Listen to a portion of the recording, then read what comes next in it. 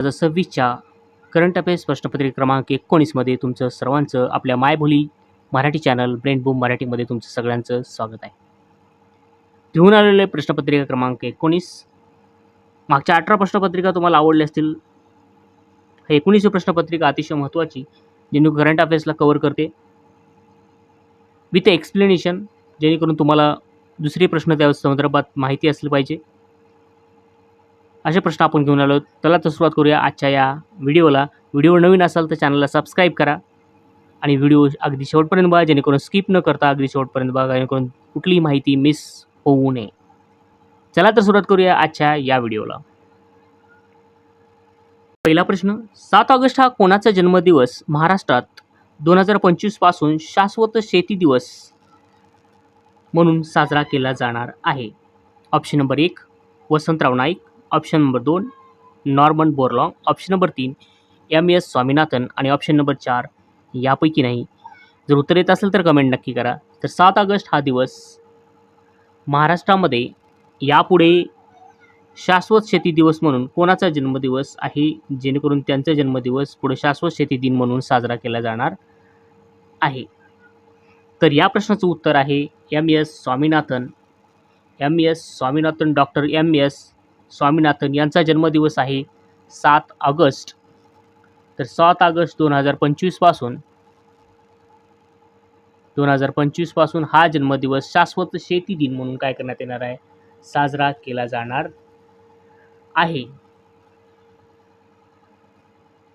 आणि यांच्या 100व्या जयंतीनिमित्त काय करण्यात आलेलं आहे, हे ठरवण्यात आलेलं आहे की हा दिवस काय करण्यात आला आहे, शाश्वत शेती दिन म्हणून साजरा करण्यात आलेला आहे. आणि 2024मध्ये यांना भारतरत्न देण्यात आलेला आहे. भारतरत्न कुणाला? तर MS स्वामीनाथन, जे मोक्षगुंडम स्वामीनाथन आहेत, त्यांना काय करण्यात आलेलं आहे, भारतरत्न देण्यात आलेला आहे. त्यांची जन्मतारीख आहे 7 ऑगस्ट. त्यामुळे त्यांना काय केलं, त्यांच्या 100 वर्ष त्यांना कंप्लीट झाल्यामुळं जयंतीच्या निमित्ताने त्यांना काय करण्यात आलेलं आहे, शाश्वत शेती दिन म्हणून तो दिवस काय करण्यात आला आहे, महाराष्ट्रामध्ये पाळला जाणार आहे. चला यानंतरचा आपण बघूया दुसरा प्रश्न, जो की अतिशय महत्त्वाचा प्रश्न आहे. या ठिकाणी पहिली रग्बी प्रीमियर लीग 2025 कोणत्या संघाने जिंकली? पहिली जी रग्बी प्रीमियर लीग आहे कोणत्या संघाने जिंकली? 1 Chennai bulls, 2 Delhi reds, 3 Mumbai dreamers आणि 4 यापैकी नाही. तर जी पहिली रग्बी प्रीमियर लीग 2025ची जी चेन्नई बुल्सने काय केलेली आहे, जिंकली आहे. आणि उपविजेता जे आहेत दिल्ली रेड्स आहेत. उपविजेता कोण आहेत? दिल्ली रेड्स. आणि विजेता कोण आहेत? तर चेन्नई बुल्स हे काय आहेत, विजेता आहेत. तर अंतिम सामन्यामध्ये चेन्नई बुल्सने दिल्ली रेड्सला 41-0ने काय केलेला आहे, पराभव केलेला आहे. हे सोबत तुम्हाला काय करायचं आहे, लक्षात ठेवायचं. आणि यांचं फायनल झालं होतं 29 जून 2025ला काय झालं होतं, फायनल झालं होतं. आणि ही RPLची पहिलीच आवृत्ती होती. म्हणजे पहिली रग्बी प्रीमियर लीगमध्ये कोणत्या संघाने, असा प्रश्न येऊ शकतो तुम्हाला की पहिली रग्बी प्रीमियर लीग कधी झाली? तर 29 जून 2025ला पहिली रग्बी झाली. विजेता संघ कोण होता? तर चेन्नई बुल्स होता. उपविजेता कोण होता? दिल्ली रेड्स होता. कितीने जिंकला? तर 41-0ने चेन्नई बुल्सने दिल्ली रेड्सला 41-0ने काय केलेलं आहे, पराभव केलेला आहे. फायनल कधी झालं? तर 29 जून 2025ला झालेलं आहे. आणि RPLची काय होती, पहिलीच आवृत्ती होती. हे असे प्रश्न त्यामध्ये काय करू शकतात, विचारले जाऊ शकतात. आजचा पहिला प्रश्न आता तिसरा प्रश्न आपण या ठिकाणी घेतोय. खालील विधाने लक्षात घ्या. अवघी 136 लोकसंख्या असलेले ओंगे या अंदमान निकोबार बेटामधील अतिसंरक्षित जमातीतील मुलांनी 10वीची परीक्षा उत्तीर्ण केली. 136 लोकसंख्या असलेली ओंगे हे अंदमान निकोबार बेटामधील संरक्षित मुलांनी 10वीची परीक्षा उत्तीर्ण केलेली आहे. या जमाती 10वी उत्तीर्ण होणारी पहिलीच मुले आहेत. ओंगे अर्धभटके असून पूर्वी ती केवळ शिकारीवर अवलंबून असत. तर या ठिकाणी अवघे 136 त्यामध्ये लोकसंख्या आहे, हे बरोबर आहे. आणि ओंगे हे अंदमान आणि निकोबार बेटामधील काय आहे, एक संरक्षित जमात आहे आणि तिथली मुलांनी 10वीची परीक्षा उत्तीर्ण केलेली आहे. या जमातीत 10वी उत्तीर्ण होणारी पहिलीच मुले आहेत, बरोबर आहे. ओंगे अर्धभटके असून पूर्वी ते केवळ शिकारीवर अवलंबून होते. हो, ओंगे जमाती पहिले पूर्वी शिकारीवरच अवलंबून होते. आताही थोडेफार शिकारीवर अवलंबून आहेत. आणि वरील विधाने कोणाच्या संदर्भात आहेत असा प्रश्न आहे आणि वरीलपैकी कोणते विधाने बरोबर आहेत असा प्रश्न आहे. बरोबर विधान सांगायचं फक्त अ बरोबर आहे का, फक्त ब बरोबर आहे का, फक्त अ आणि ब बरोबर आहे, फक्त अ, ब, क. तर तिन्हीही या ठिकाणी काय आहेत, बरोबर आहेत. म्हणून अ, ब, क हे काय आहेत, तिन्हीही या ठिकाणी बरोबर आहेत. यानंतरचा चौथा प्रश्न आपण या ठिकाणी घेणार आहोत. योग्य जोड्या जुळवा. योग्य जोड्या जुळवा या ठिकाणी असा प्रश्न आहे, स्क्रीनवर आहे. कुंभमेळा या ठिकाणी दिलेला आहे आणि कोणत्या नदी किनारी आहे असा पण या ठिकाणी काय दिलेला आहे, पुढचा भाग दिलेला आहे. प्रयागराज, उज्जैन, त्र्यंबकेश्वर आणि हरिद्वार या सर्व कुंभमेळ्याच्या ठिकाणी दिलेलं आहे आणि कोणत्या नदी किनारी आहेत या ठिकाणी दिलेलं आहे. तर प्रयागराज कोणत्या नदीच्या ठिकाणी आहे हे तुम्हाला सांगायचं असेल तर प्रयागराज कोणत्या नदीच्या ठिकाणी आहे, हे गंगा, यमुना आणि सरस्वती या नदीच्या किनारी हे काय आहे, प्रयागराज आहे. हे तुम्हाला माहीत असलं पाहिजे. गंगा, यमुना आणि सरस्वती या तिन्ही नद्याच्या ठिकाणी प्रयागराज आहे. उज्जैन कुठं आहे, तर उज्जैन हे झिप्रा नदीच्या किनारी आहे, हेही बरोबर आहे. त्र्यंबकेश्वर कुठं आहे, त्र्यंबकेश्वर हे गोदावरी नदीच्या किनाऱ्यावर आहे आणि हरिद्वार हे गंगा नदीच्या किनाऱ्यावर आहे. हरिद्वार हे गंगा नदीच्या किनाऱ्यावर आहे. हरी हर गंगे असं आपण म्हणतो, हर हर गंगे. या म्हणजे या ठिकाणी तुम्हाला लक्षात ठेवण्यासारखं एक हिंट आहे. एखादी 2 हिंट जरी आल्या त्यातला तर एलिमिनेशन मेथड तुम्ही यूज करू शकता. याला ऑप्शन असू शकतं, आपण तुका लावू शकतो त्या ठिकाणी. हरिद्वार हर हर गंगे, गंगेच्या किनाऱ्यावर. त्र्यंबकेश्वर गोदावरी नदीच्या किनाऱ्यावर. उज्जैन हे झिप्रा नदीच्या किनाऱ्यावर. प्रयागराज हे गंगा, यमुना आणि सरस्वती या नदीच्या किनाऱ्यावर आहे. म्हणून या ठिकाणी जोडी पर्याय क्रमांक 1 या ठिकाणी आहे, जे की अ ला 1, ब ला 2, क ला 4 आणि ड ला 3 अशा पद्धतीने या जोडी आपण या ठिकाणी लावू शकतो. हे तुम्हाला लक्षात ठेवायचं आहे. चला तर यानंतरचा पुढचा प्रश्न आपण या ठिकाणी घेणार आहोत. पुढचा प्रश्न काय सांगतो बघूया. पुढचा प्रश्न काय आहे या ठिकाणी आपण घेतो. पुढचा प्रश्न स्क्रीनवर आहे. नवीन प्राप्तिकर कायदा. नवीन प्राप्तिकर कायदा 2025 ने जुना प्राप्तिकर कायदा डॅजाची जागा घेतली. तर 1960 ऑप्शन, 1961, 1962 आणि 1963 या 4 ऑप्शनपैकी नवीन प्राप्तिकर कायदा जो 2025ला आलेला आहे त्याने कोणत्या कायद्याची म्हणजे जुना जो कायदा होता प्राप्तिकराचा ते कुठल्या काळातला होता त्याचं इसवी सन या ठिकाणी आपल्याला काय करायचं सांगायचं आहे. तर नवीन प्राप्तिकर कायदा 2025 ने जुना प्राप्तिकर कायद्याची जागा घेतलेली आहे. तर प्राप्तिकर कायदा होता तर इन्कम टॅक्स ॲक्ट 1961 हा जो आहे तो 61चा कायदा होता. म्हणजे या ठिकाणी 1961ची जागा घेतलेली आहे 2025ने. आणि नवीन कायदा 1 एप्रिलपासून काय झालेला आहे, सुरू झालेला आहे. नवीन कायदा 1 एप्रिलपासून 2026 पासून काय झालेला आहे, लागू झालेला आहे. आणि टॅक्स इयर आहे 2026 आणि 27 हे काय आहे, टॅक्स इयर आहे. 1 एप्रिल 2026 पूर्वीच्या वर्षासाठी जुनाच इन्कम टॅक्स ॲक्ट 1961 लागू राहतो. हेही तुम्हाला काय करायचं आहे, लक्षात ठेवायचं आहे. 1 एप्रिल 2026 म्हणजे income tax act 2025. Income tax act 1961ची जागा घेतलेली आहे आणि लागू कधी झाला आहे तर 1 एप्रिल 2026ला काय झालेला आहे, तो लागू झालेला आहे. हे आपल्याला काय करायचं आहे, लक्षात ठेवायचं आहे. नवीन प्राप्तिकरची जागा, जुन्या प्राप्तिकरची जागा नवीनने घेतली आहे जो 2025मध्ये आणि लागू कधी झाला 1 एप्रिल 2026मध्ये लागू झाला आहे. त्याचं जे इयर आहे टॅक्स इयर तो 26-27 आहे हे आपल्याला माहीत असणं गरजेचं आहे. चला यानंतरचा 6वा प्रश्न आपण या ठिकाणी घेणार आहोत. 6वा प्रश्न IPLचा आहे. IPL बाबतीत आपल्याला भरपूर इंटरेस्ट असतो त्या बाबतीत हा प्रश्न आहे.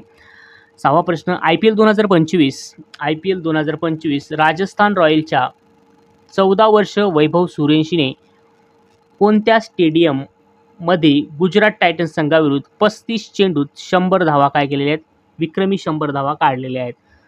तर IPL 2025 म्हणजे राजस्थान रॉयल्सचे 14 वर्ष वैभव सूर्यवंशी जो होता तो कोणत्या स्टेडियममध्ये गुजरात टायटन्स संघाविरुद्ध 35 चेंडूमध्ये 100 धावाची विक्रमी खेळी त्यांनी केलेली होती.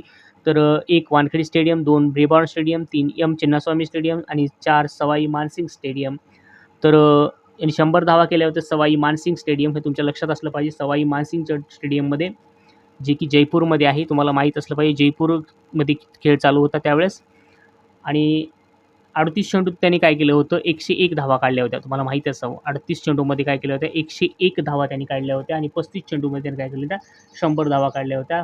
नाव खेळाडूचं काय, वैभव सूर्यवंशी.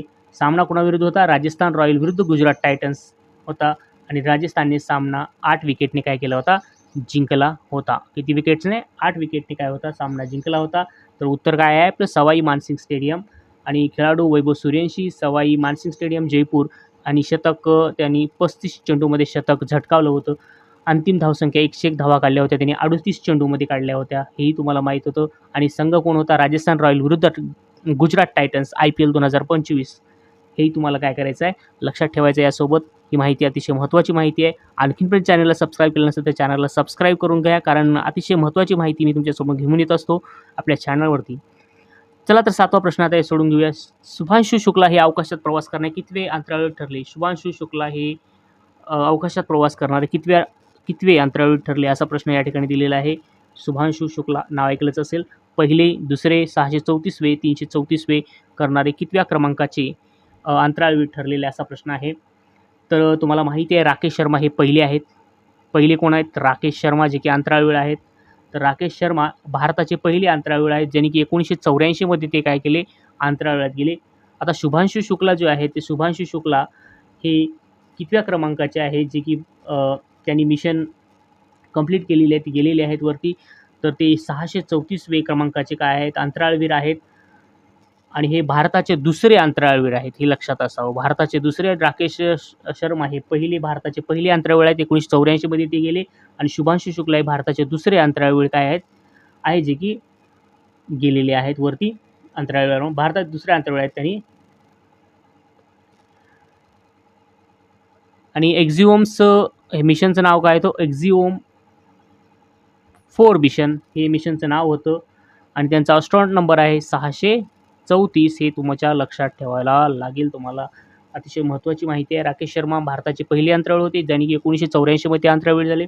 आणि शुभांशु शुक्ला हे भारताचे दुसरे आहेत. आणि कितव्या क्रमांकाचे आहेत? म्हणलं तर 634व्या क्रमांकात त्यांचा ॲस्ट्रॉनॉट नंबर 634 आहे. हेही तुमच्या लक्षात असलं पाहिजे. एक्झिओम्स 4 मिशन होतं, 2025मध्ये झालं होतं. तर अशा पद्धतीने ही इन्फॉर्मेशन आहे.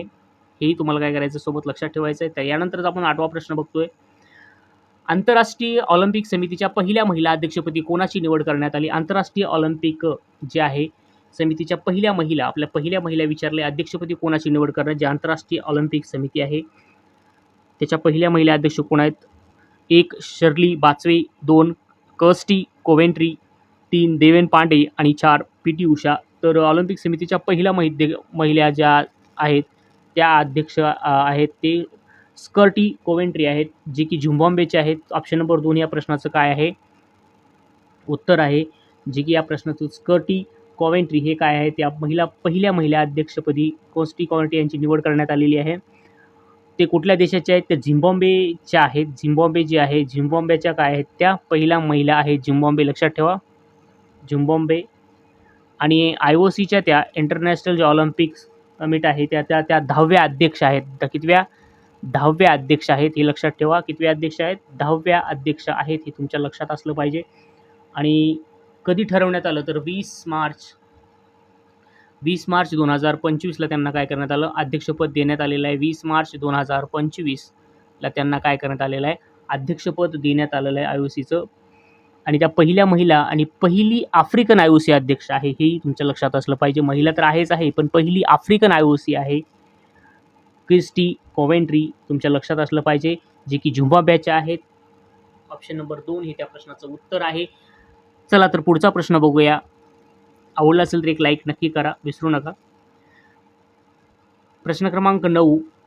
फिट इंडिया आयकॉन जे झालं, फिट इंडिया आयकॉन म्हणून कोणत्या अभिनेत्याची निवड करण्यात आली? अभिनेत्याचं नाव सांगायचं तुम्हाला. 1 अक्षय कुमार, 2 आमिर खान, 3 सलमान खान आणि 4 आयुष्मान खुराना. तर फिट इंडिया आयकॉन, फिट म्हणलं तर तुम्ही सलमान खानला म्हणा, नाही तर अक्षय कुमारला म्हणा, नाही अशा पद्धतीने तुम्ही निवडाल. पण इथं ते आन्सर नाही. तर Ayushmann Khurrana fit India icon भेटलेला आहे. आयुष्मान खुराना फिट इंडिया आयकॉनमध्ये त्यांची काय करण्यात आलेली आहे? निवड करण्यात आलेली आहे. फिट इंडिया आयकॉनमध्ये त्यांचा या अभिनेत्याची निवड करण्यात आलेली आहे, आयुष्मान खुराना, हे तुमच्या लक्षात असलं पाहिजे. चला यानंतरचा प्रश्न आपण या ठिकाणी घेणार आहोत. 10वा प्रश्न. तर 10व्या प्रश्नामध्ये काय आहे? न्यू डेव्हलपमेंट बँकेचे एकूण सदस्य देश किती आहेत? न्यू डेव्हलपमेंट बँक आहे, त्या न्यू डेव्हलपमेंट बँकचे एकूण सदस्य किती आहेत? 1 9, 2 10, 3 11 आणि 4 12. तर न्यू डेव्हलपमेंट बँकचे सध्याचे जे 10 सदस्य देश आहेत आणि 10 सदस्यीय देश आहेत. 5 जून 2026 ला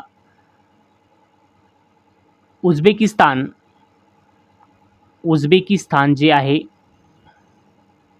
हा 10वा देश झाला. कोणता देश 10वा झाला? उझबेकिस्तान हा जो 5 जून 2025 ला काय झाला? 10वा देश त्यामध्ये काय झाला? ॲड झाला. आणि सध्या किती देश आहेत? तर 10 एकूण देश आहेत. हे आपल्याला काय करायचं आहे? लक्षात ठेवायचं आहे. आणि NDBच्या यादीत 5 संस्थापक आहेत. किती? 5 संस्थापक आहेत. संस्थापक 5 आहेत. आणि 5 नवीन सदस्य देश आहेत. 5 नवीन सदस्य देश आहेत. अशा पद्धतीने 10 या ठिकाणी काय आहेत? सदस्य आहेत. आणि संस्थापक देशामध्ये जर विचार केला तर ब्राझील, रशिया, भारत, चीन, दक्षिण आफ्रिका हे 5 देश काय आहेत? तिथे आपले देश आहेत. आणि याचं मुख्यालय कुठं आहे? शांघाय शहरामध्ये याचं मुख्यालय, हेही लक्षात असावं आपल्याला. शांघाय, चीन या ठिकाणी याचं काय आहे? मुख्यालय आहे. आणि याची स्थापना कधी झाली होती? स्थापना झाली होती 2015 साली. काय झाली होती? या NDBची स्थापना झाली होती. न्यू डेव्हलपमेंट बँकेची स्थापना 2015 मध्ये झाली होती. आणि याचं मुख्यालय आहे शांघाय, चीनमध्ये झालेलं आहे. एकूण सदस्य देश आहेत 10. संस्थापक देश आहेत ब्राझील, रशिया, भारत, चीन, दक्षिण आफ्रिका असे हे 5 देश संस्थापक देश आहेत. आणि 5 सदस्य आहेत. आता सध्या जो झालेला आहे 5 जून रोजी, तो उझबेकिस्तान हा देश आहे, ज्याची काय करण्यात आलेली आहे? 10वा सदस्य म्हणून त्याची नोंद झालेली आहे. अशा पद्धतीनं ह्या न्यू डेव्हलपमेंट बँकेचं तुम्हाला माहिती असणं गरजेचं आहे, ज्याची स्थापना 2015 साली झालेली आहे. म्हणजे 10 सदस्य देश आहेत हेही तुम्हाला माहीत असणं गरजेचं आहे, कारण ते चीनमध्ये आहे, शांघाय शहरामध्ये 2015 ला. आणि 10 सदस्य देश 5 आहेत त्याचे, जे की संस्थापक आहेत, फाउंडर आहेत. आणि 5 ते सदस्य आहेत, असंही तुमच्या लक्षात असायला हवं. यानंतरचा प्रश्न आपण घेऊया, प्रश्न क्रमांक 11. त्या प्रश्न क्रमांक 11 काय सांगतो आपल्याला? राष्ट्रपती द्रौपदी मुर्मू यांनी एप्रिल 2025 मध्ये कोणत्या देशाचा परदेश दौरा केला? तर द्रौपदी मुर्मू हे आपल्या राष्ट्रपती आहेत. त्यांनी एप्रिल 2025 मध्ये कोणत्या देशाचा परदेश दौरा केलेला आहे? 1 पोर्तुगाल आणि स्लोवेनिया, 2 इराक आणि इराण, 3 श्रीलंका आणि ब्राझील, आणि 4 उझबेकिस्तान व कझाकिस्तान. अशा पद्धतीने 4 ऑप्शन आहेत. तर राष्ट्रपती द्रौपदी मुर्मू यांनी एप्रिल 2025 मध्ये पोर्तुगाल आणि स्लोवेनिया या 2 देशाचा परदेश दौरा केलेला आहे. आणि पोर्तुगालमध्ये त्यांनी पोर्तुगालला कधी भेट दिली? तर पोर्तुगालला त्यांनी 6 ते 8 एप्रिल 2025 एप्रिल महिन्यामध्ये 2025ला काय केले? त्यांनी भेट दिली गेल्या वर्षी 25मध्ये एप्रिल महिन्यामध्ये. आणि सोलेवियामध्ये 9 ते 10 एप्रिलला काय केलं? त्यांनी भेट दिलेली आहे. आणि परत एका सिटीचं नाव आहे व्हॅटिकन सिटी, आणि 26 एप्रिलला त्या सिटीला पण भेट दिलेली आहे. लक्षात असावं, व्हॅटिकन सिटी जी आहे त्या पण शहराला त्यांनी काय केलेलं आहे? भेट दिलेली आहे. तर एप्रिल 2025 असे एकवचनी आहे, त्यामुळे काय मग त्यामध्ये उत्तर पोर्तुगाल आणि स्लोवेनिया या 2 देशाला त्यांनी काय केलेलं आहे? भेट दिलेला आहे. व्हॅटिकन सिटीचा तो उल्लेख नसल्यामुळं नो प्रॉब्लेम.